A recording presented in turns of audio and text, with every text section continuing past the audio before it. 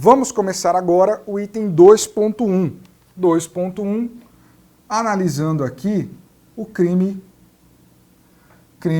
do artigo 9º. Crime do artigo 9º. O nosso primeiro crime da lei de abuso de autoridade. 2.1. Beleza, veja. Aqui no crime do artigo 9º, o que nós temos? Nós temos uma conduta no caput e nós teremos também figuras equiparadas no parágrafo único. Aqui, além da conduta criminosa do caput, nós teremos aqui outras no parágrafo único que são o quê? Figuras equiparadas. No parágrafo único eu tenho figuras equiparadas, são outros crimes, outras condutas criminosas, mas que vão receber a mesma sanção penal da conduta criminosa prevista no caput, do crime previsto no caput no início aí do artigo 9º, mas estão dispostas no parágrafo único que a gente vai ver daqui a pouco. Então, quando eu colocar caput aqui para você, você já vai saber que nós teremos figuras equiparadas no parágrafo único. Quando eu não colocar nada, você vai saber que o crime se concentra apenas no caput do artigo. Eu vou fazer dessa forma, porque tem crime que tem figura equiparada, tem crime que não tem, então para ficar de modo organizado aí no seu material, que eu acho importante esquematizar tudo aqui no quadro para você. Beleza? Mas vamos começar, você vai vendo isso ao longo dos crimes. Caput, o que nós temos aqui inicialmente? A conduta de decretar medida de privação de liberdade, e aí você acrescente ao lado, em manifesta desconformidade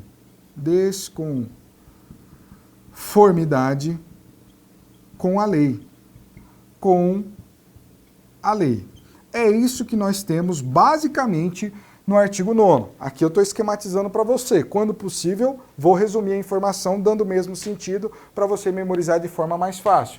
Então, artigo 9º, no caput, decretar medida de privação de liberdade em manifesta desconformidade com a lei. Beleza. Primeira observação. Decretar medida de privação de liberdade. Olha só, o que é medida de privação de liberdade? Pode ser, por exemplo, prisão definitiva, prisão em decorrência de sentença condenatória transitada em julgado, pode ser prisão cautelar, e aí eu cito aqui prisão preventiva ou prisão temporária, também é possível, e pode ser até mesmo prisão civil, em decorrência de dívida de alimentos, qualquer medida de privação de liberdade. Além disso, quem que decreta a medida de privação de liberdade? É a autoridade judiciária, é o juiz, somente ele que pode decretar. Veremos mais à frente que nesse crime do artigo 9º, até já anunciei isso para você, quem vai decretar a medida de privação de liberdade vai ser o juiz, ele que será o sujeito ativo e nós veremos isso mais à frente. Beleza, decretar a medida de privação de liberdade em manifesta desconformidade com a lei, ou seja, em uma flagrante desconformidade com a lei. Não é qualquer desconformidade, é uma manifesta. Quer um exemplo? Veja só, imagine que nós tenhamos um juiz que decretou uma prisão temporária. Uma prisão temporária contra um sujeito que cometeu crime de ameaça, artigo 147 do Código Penal. Olha, o crime de ameaça do artigo 147 do Código Penal, ele não está contido na lei de prisão temporária. Não está. E para que nós tenhamos a decretação de prisão temporária, o crime, o delito, tem que estar contido ali no rol previsto na lei de prisão temporária. Não é o caso do crime de ameaça, artigo 147 do Código Penal. Então, quando um juiz, ele decreta ali uma prisão temporária em relação a um sujeito que cometeu apenas crime de ameaça, artigo 147 do Código Penal, ele está decretando medida de privação de liberdade em manifesta desconformidade com a lei. Um exemplo para você visualizar. Beleza? Tranquilo. Só que nós temos aqui também, além dessa conduta prevista no caput, figuras equiparadas, como eu disse, no parágrafo único. Vão receber a mesma sanção penal, as figuras equiparadas, do que está previsto no caput. E o que nós temos nesse parágrafo único do artigo 9º? A conduta da autoridade judiciária que em prazo razoável e esqueci do A aqui, razoável e quando manifestamente cabível,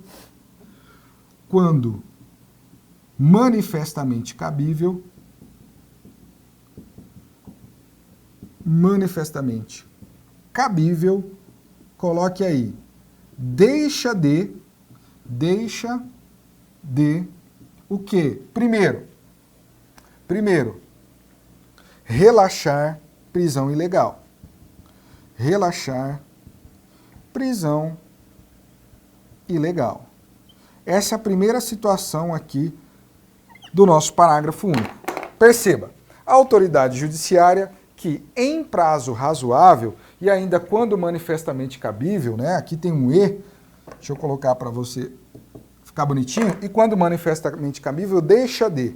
Então perceba que no parágrafo único nós temos condutas omissivas, e eu vou pontuar isso mais à frente para você também. Relaxar prisão ilegal. Aqui eu estou esquematizando, dando uma reduzida para que você tenha uma compreensão melhor. Lá está escrito, autoridade judiciária que em prazo razoável deixa de relaxar prisão manifestamente ilegal. Vou te dar um exemplo para você memorizar. Veja, imagine que nós tenhamos o seguinte, o sujeito foi preso em flagrante, e aí ele é conduzido à presença ali da autoridade judiciária, por exemplo, na audiência de custódia. Né? O agente penitenciário, geralmente, pelo menos lá no Distrito Federal, onde eu trabalhei, o agente penitenciário, ele traz ali o sujeito que foi preso em flagrante para a audiência de custódia. A audiência de custódia agora que teve profundas modificações com o pacote anticrime. Né? Nós temos aí positivada no texto do Código de Processo Penal, dentre várias outras alterações. Mas vamos ficar aqui com a nossa lei de abuso de autoridade. Beleza. Só que nessa situação, o que nós temos? A prisão em flagrante é manifestamente ilegal. O flagrante efetuado foi ilegal. Isso está manifesto. Então, nesse caso, o que o juiz teria que fazer? Relaxar a prisão ilegal. Se a prisão é ilegal, o juiz tem que relaxar. E nesse caso, a prisão foi manifestamente ilegal. O flagrante foi manifestamente ilegal. O juiz tem que relaxar. O que ele faz? Ao invés de relaxar a prisão manifestamente ilegal, ele converte a prisão em flagrante, por exemplo, em prisão preventiva. Comete crime do artigo 9º na figura equiparada. Beleza? Ele deixou ali, dentro de prazo razoável, de relaxar uma prisão manifestamente ilegal. Só um exemplo para você visualizar. Outro exemplo, na verdade outra hipótese que nós temos aqui também. Juiz que deixa de, autoridade judiciária que deixa de substituir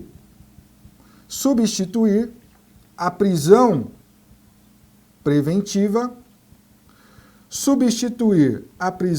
preventiva, por, primeiro, medida cautelar diversa da prisão, né, as cautelares diversa da prisão, ou cautelar diversa, ou de conceder liberdade provisória.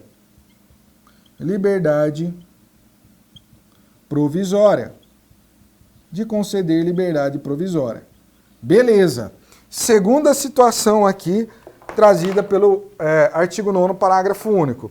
O juiz que, a autoridade judiciária, que em prazo razoável e quando manifestamente cabível, deixa de substituir a prisão preventiva por cautelar diversa. Qual que é essa cautelar diversa? São aquelas do artigo 319 do Código de Processo Penal. Por exemplo, proibição de frequentar determinados lugares. Ou ainda, deixa de conceder liberdade provisória. Vou te dar um exemplo para ficar mais claro, além do texto da lei. Olha, de liberdade provisória. Veja, imagine que nós tenhamos aí um exemplo parecido.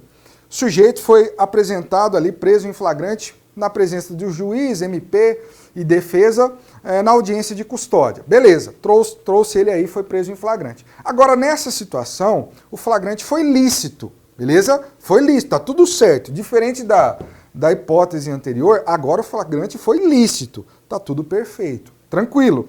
Só que apesar do flagrante ter sido lícito, né, ocorreu de acordo com a lei, nós, quando olhamos a situação, o caso concreto, não há ali nenhum dos requisitos da prisão preventiva. Os requisitos lá do artigo 312 e artigo 313 do Código de Processo Penal. Para que se possa decretar a prisão preventiva, tem que fazer a junção dos requisitos do artigo 312 do Código de Processo Penal com um dos incisos do artigo 313 do Código de Processo Penal também, que sofreu modificações do pacote anticrime, mas vamos focar na aula da Lei de Abuso de Autoridade. Imagine que não tem requisito para que nós tenhamos ali a decretação da prisão preventiva. Beleza, não tem. O flagrante foi legal, foi lícito, mas como nós não temos ali requisito para que se possa converter a prisão em flagrante em prisão preventiva, nenhuma prisão cautelar, inclusive a prisão preventiva, o que o juiz tem que fazer? Ele tem que conceder a liberdade provisória. Não tem requisito da prisão cautelar nesse exemplo que eu narrei aqui para você. Ele tem que conceder a liberdade provisória. Ele até pode cumular aí com uma cautelar diversa da prisão, né? Concede liberdade provisória e ainda proibição de frequentar determinados lugares. Pode. O que ele não pode é decretar prisão cautelar. Só que aí o que o juiz faz? Ignora a ausência desses requisitos e ele faz o quê? Ele converte a prisão em flagrante em prisão preventiva. Deixa de conceder a liberdade provisória em prazo razoável e quando ela é manifestamente cabível. Vai responder por crime do artigo 9º aí, no caso, figura equiparada. Aí você vai me perguntar, professor, mas quando que vai ser manifestamente cabível? É um elemento normativo que o intérprete vai ter que esclarecer. Essa é uma crítica da doutrina da nova Lei de Abuso de Autoridade. Tá, quando que vai ser manifestamente cabível? O legislador não trouxe, não nos disse, né? Isso vai ficar a cargo da própria doutrina e da jurisprudência. É uma crítica que se fazem aí à nova Lei de Abuso de Autoridade, só que a gente deixa a crítica de lado e vamos nos concentrar no texto legal. E nós temos ainda aqui a situação de um juiz da autoridade judiciária que deixa de deferir liminar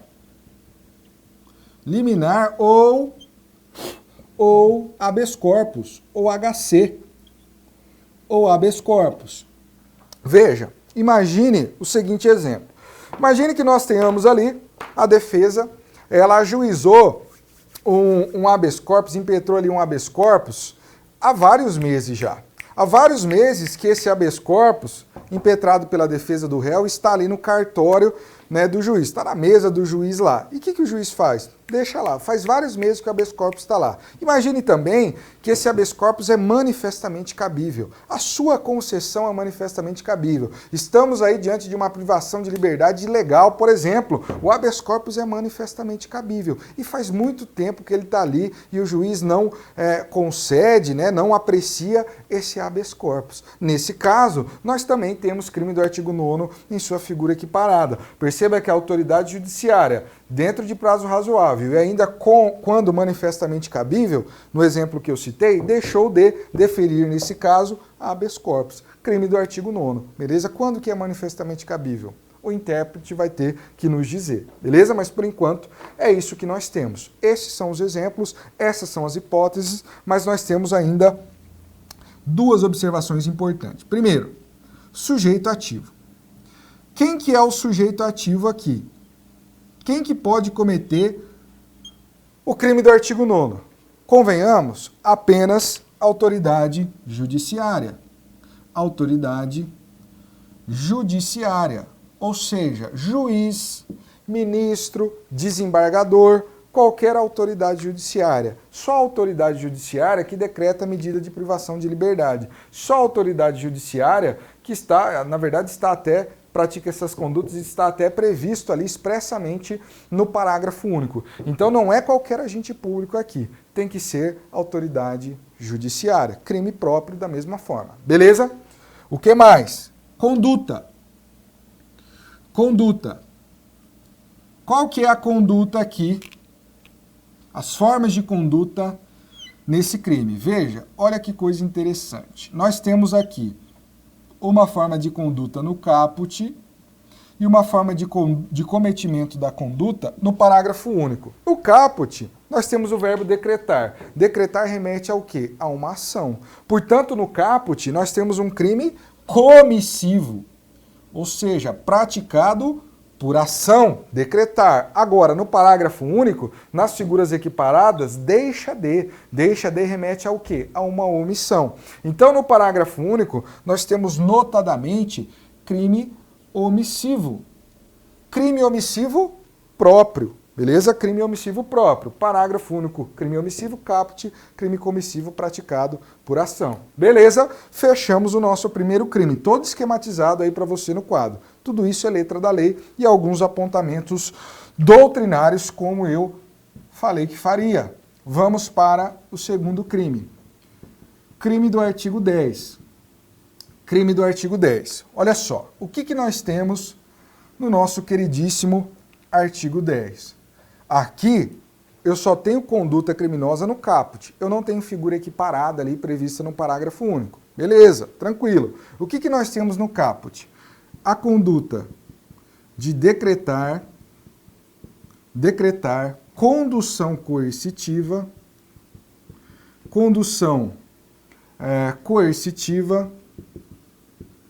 de testemunha ou de investigado. Decretar condução coercitiva de testemunha ou de investigado, acrescente aí, quando? Quando manifestamente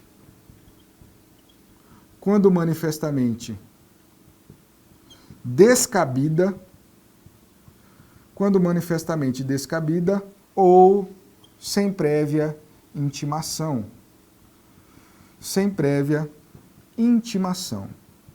Olha que coisa interessantíssima essa situação aqui desse crime, muito criticado por alguns doutrinadores. Mas enfim, crime do artigo 10. Decretar condução coercitiva.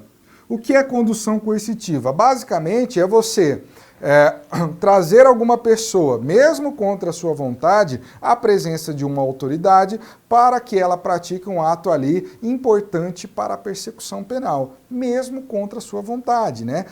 Eu, quando trabalhava na Polícia Civil do Distrito Federal, né, antes de pedir exoneração, eu já realizei várias conduções coercitivas. Trabalhava na delegacia de homicídio, tinha que realizar direto, mas no passado era mais fácil, né? Nós vamos ver agora, é crime do artigo 10, se for realizada aí fora, ou melhor, contemplando as hipóteses que o artigo 10 traz, e além disso a gente tem uma decisão do STF que eu vou falar aqui para você, que também restringiu muito a condução coercitiva. Mas no passado, né, geralmente o delegado ia lá, ordenava a condução coercitiva, sei lá, de alguma pessoa que tinha que ser ouvida ali no inquérito, né, não tinha sido intimada, não compareceu, e nós íamos cumprir. Chegava lá, no endereço do sujeito, ele tinha que ir obrigatoriamente à presença da autoridade. E se ele não quisesse? Pegava ele à força, imobilizava, colocava dentro da viatura e levava. Mas, via de regra, dava para ir numa boa. Se não quiser, vai ter que ir de qualquer jeito. É condução coercitiva. Beleza. Decretar condução coercitiva do quê? De testemunha ou de investigado. Cuidado. Lá no Código de Processo Penal, está previsto a condução coercitiva lá em seu texto, tanto de testemunha quanto do acusado, né? Lá está acusado, mas também abrange o investigado, e também de vítima e de perito. Vítima e perito não entra no crime do artigo 10. O crime aqui se restringe à condução coercitiva de testemunha ou de investigado. Vítima e perito não. Primeira observação. Segunda observação. A doutrina já começa a divergir em relação ao termo investigado. O termo investigado, para alguns doutrinadores, e aqui eu cito o professor e juiz Márcio André, vai entender aí que o termo investigado abrange tanto o investigado ali da fase investigativa da persecução penal, quanto também o réu da fase judicial, né? Investigado lato sensu, né? Em sentido amplo. Agora, outros doutrinadores vão entender que não. Por exemplo, o Rogério Greco entende que investigado aqui é somente da fase investigativa. Condução coercitiva manifestamente descabida, por exemplo, de um réu, fase judicial, não caracterizaria o crime do artigo 10. né? Eu até particularmente acho que a posição do professor Márcio André é que vai prevalecer, até porque ele faz uma análise lá da jurisprudência do STJ. Mas a gente tem que aguardar, o que nós temos por enquanto é a letra da lei como sólido. Beleza. Decretar condição coercitiva de testemunha ou de investigado, primeiro, quando manifestamente descabida. Professor, cita um exemplo de uma condição coercitiva de testemunha ou de investigado aí manifestamente descabida. Olha, por exemplo, imagine que nós tenhamos condução coercitiva de um investigado para que ele seja submetido a interrogatório policial. Tá aí, um exemplo de condução coercitiva manifestamente descabida. Por quê? Porque mais recentemente o STF decidiu a respeito da impossibilidade de se decretar, de se executar condução coercitiva tanto de investigado para que ele seja submetido a interrogatório policial, quanto também de réu para que ele seja submetido a interrogatório judicial. Não cabe condução coercitiva, seja do investigado, seja do réu, para interrogatório, seja policial, seja judicial. O STF entende que não. Por quê? O STF entende que não foi recepcionado a parte do artigo 260 do Código de Processo Penal que fala a respeito da condução coercitiva do acusado, vale para investigado também, para interrogatório policial. Não pode, não recepcionado. É antes da Constituição, então é não recepcionado. E por que não? Basicamente, eu vou falar de forma rápida aqui. O raciocínio do STF é mais ou menos esse. Olha, se o réu ou o investigado tem direito ao silêncio, pode chegar lá no interrogatório e ficar quieto, não falar nada, por que que nós iríamos autorizar a condução coercitiva? A força dele para um ato que quando ele chegar, ele tem direito a ficar em silêncio. Não faz sentido. Aí STF decidiu pela impossibilidade, mas cuidado, é para interrogatória. Por quê? Se for para qualquer outro ato, desde que atendidas formalidades legais, é possível condução coercitiva. Por exemplo, condução coercitiva do investigado para reconhecimento pessoal. Coloca o investigado ali do lado de outros semelhantes fisicamente, e aí a vítima do outro lado do vidro para fazer o reconhecimento do autor do crime. Pode? Pode, atendidas as formalidades legais. Nós temos também condução coercitiva de testemunha. Pode? Pode, desde que atendidas as formalidades legais. Beleza? Cuidado, está no seu material também. Veja, e nós temos ainda decretar condução coercitiva de testemunha ou investigado sem prévia intimação. Tem que ter a prévia intimação. Se não intima ele previamente e já decreta aqui no caso, a condução coercitiva, nós temos o quê? Crime do artigo 10. É o caso do Lula, né? O Lula lá na Operação Lava Jato, ele foi conduzido coercitivamente sem uma prévia intimação. E essa foi uma das reclamações dele lá, né? Falou assim, olha, eu fui conduzido coercitivamente, nem me intimaram, se não tivesse me intimado eu teria comparecido, houve violação dos meus direitos. Qual que é o resultado? Crime aqui do artigo 10 agora. Tem que intimar previamente, senão não pode condução coercitiva. Então intima previamente, aí se o sujeito descumpre, não comparece, aí decreta a condução coercitiva desde que cumpridos os demais requisitos. Beleza? Deixando aí as questões políticas de lado, temos que passar em concurso e esse é o nosso foco, sujeito ativo.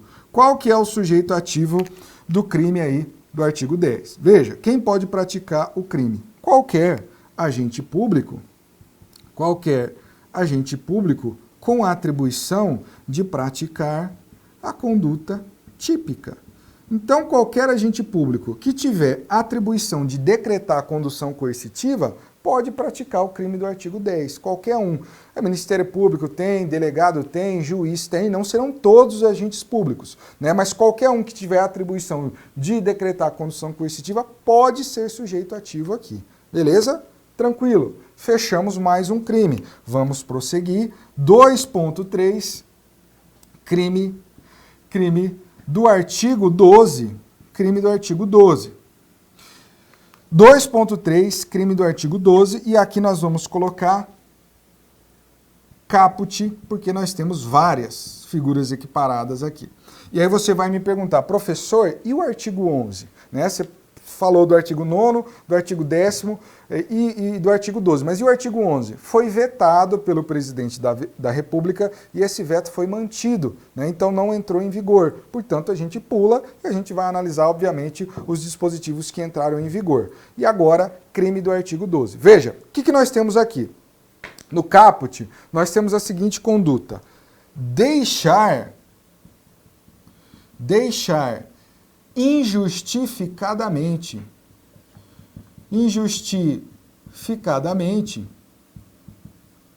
de comunicar. Deixar injustificadamente de comunicar. Comunicar o quê? De comunicar a prisão em flagrante à autoridade judiciária no prazo legal. No prazo legal, é isso que você tem no caput aqui do nosso artigo 12. Olha, deixar injustificadamente de comunicar a prisão em flagrante à autoridade judiciária no prazo legal. Primeira observação, é deixar injustificadamente, né? Deixar, eu tenho uma omissão. Injustificadamente de comunicar. Se houver uma justificativa plausível, nós não temos o crime do artigo 12, beleza? Tem que ser injustificadamente. Por exemplo, não foi comunicado ali a prisão em flagrante porque nós tivemos um problema nos sistemas de comunicação, queda de energia, caiu um raio. Aí não tem problema. Tem que ser de forma injustificada para caracterizar o crime do artigo 12. Deixar injustificadamente de fazer o quê? De comunicar. Lembre-se disso. Aqui nós temos a omissão na comunicação. É comunicação. Isso é importante. Deixar injustificadamente de comunicar o quê? A prisão em flagrante à autoridade judiciária no prazo legal. Você vai me perguntar, professor, qual que é o prazo legal da comunicação de prisão? Aonde nós temos isso? Artigo 306 do Código de Processo Penal no seu caput. Artigo 306 caput também está no material. O que está escrito lá? Está escrito ali no Código de Processo Penal que a prisão de qualquer pessoa e ainda o local onde ela se encontre tem que ser comunicado ao juiz, dentre outras pessoas que a gente vai analisar mais à frente. Mas tem que ser comunicado ao juiz. Quando? Imediatamente. O prazo lá do artigo 306, caput do Código de Processo Penal, para a comunicação da prisão é imediatamente. Lá está a prisão em local, mas aqui no caput nós só temos a prisão em flagrante, né, como crime. Então, o prazo é imediatamente, segundo o artigo 306 do Código de Processo Penal. Qual que é o prazo legal? Segundo a lei, imediatamente, beleza? Então, deixar injustificadamente de comunicar a prisão em flagrante ao juiz no prazo legal, conforme o artigo 306 caput do Código de Processo Penal, imediatamente, crime do artigo 12. Claro, tem que ser de forma dolosa, você já sabe disso. Veja, alguns doutrinadores, até mesmo lá no artigo 306 caput, vão entender que na prática a comunicação não é imediata. Então, eles vão abrir uma brecha para que seja comunicado em até 24 horas, que é o prazo previsto lá no artigo 306, parágrafo 1º do Código de Processo Penal, para o delegado remeter o auto de prisão em flagrante para o juiz. Não é o prazo de comunicação. Só que a doutrina, ela entende que a comunicação, esse imediatamente, na verdade, pode ser no prazo de 24 horas de remessa do auto de prisão em flagrante ao juiz. E aqui na nossa lei de abuso de autoridade. Alguns doutrinadores vão defender essa ideia também. Mas se você for pegar a letra da lei, é imediatamente. A letra da lei cai em prova. Então fique com a letra da lei. Beleza? Agora temos outras figuras equiparadas aqui que vão se desdobrar no mesmo artigo. Veja, olha o que nós temos aqui. Nós temos ainda, e agora a gente começa a adentrar nas figuras equiparadas do parágrafo único, a conduta de deixar de comunicar imediatamente. Aqui, o próprio artigo 12, no seu parágrafo único, aí, na sua figura equiparada, cita o termo imediatamente. Deixar de comunicar imediatamente. O quê? A execução de prisão cautelar, a autoridade judiciária que decretou a medida. Que decretou a medida. Então veja, primeira situação aqui. Deixar de comunicar quando? Imediatamente. A execução de prisão cautelar. Quando eu falo prisão cautelar, é prisão preventiva ou prisão temporária. É isso que está na lei. Mas aqui, para ficar mais conciso, prisão cautelar, preventiva ou temporária. A autoridade judiciária ao juiz que a decretou. Então imagina só que nós temos ali um delegado, esse delegado de polícia, ele cumpre uma prisão preventiva que foi ali decretada por determinado juiz. Ele cumpre a prisão preventiva, só que ele não comunica, né, dolosamente, ainda tem que ter o dolo específico. Não comunica o juiz que a decretou. Ele vai cometer qual crime? Crime aqui do artigo 12, por meio de sua primeira figura equiparada. Beleza? Cuidado! Nós temos ainda deixar de comunicar imediatamente a prisão de qualquer pessoa e o local aonde ela se encontra. E deixar de comunicar a quem? A família do preso ou pessoa por ele indicada. Ou pessoa por ele indicada. Então também é crime deixar de comunicar imediatamente a prisão de qualquer pessoa e o local aonde ela se encontre. A quem? Deixar de comunicar a quem? A família do preso ou a pessoa por ele indicada. Isso aqui também está lá no artigo 306, caput do Código de Processo Penal. É outro dever de comunicação. Está previsto lá também que caso dolosamente, ainda com dolo específico, for violado, crime da lei de abuso de autoridade, artigo 12, parágrafo único, uma das figuras equiparadas. Cuidado, vamos fazendo aqui bastante análise conjunta nesse crime do Código de Processo Penal e também da nossa lei de abuso de autoridade. Tem mais? Tem mais, esse crime é grande. Nós temos ainda a conduta de deixar de entregar ao preso, vírgula, em 24 horas, o quê? Coloque aí, nota de culpa,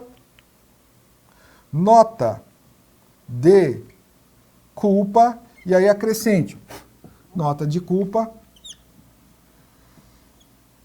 assinada,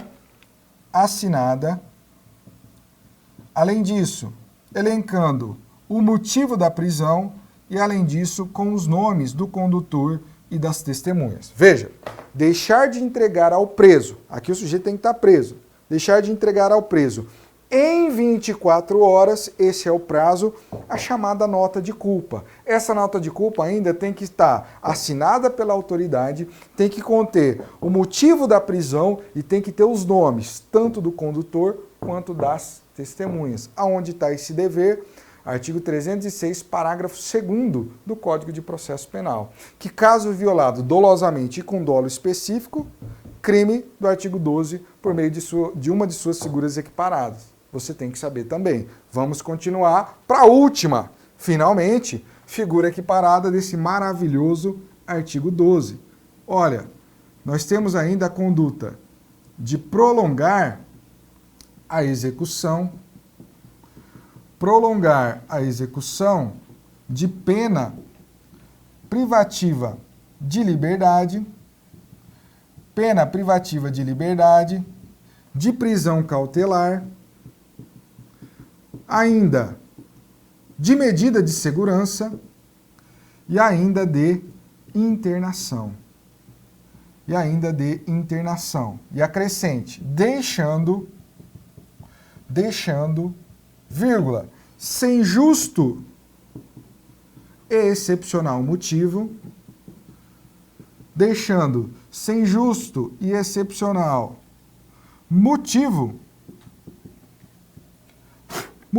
faltou ver aqui, motivo de fazer o quê? Já explico tudo isso.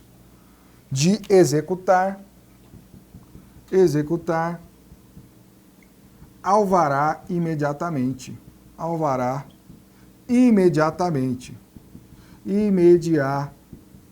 Olha só que legal.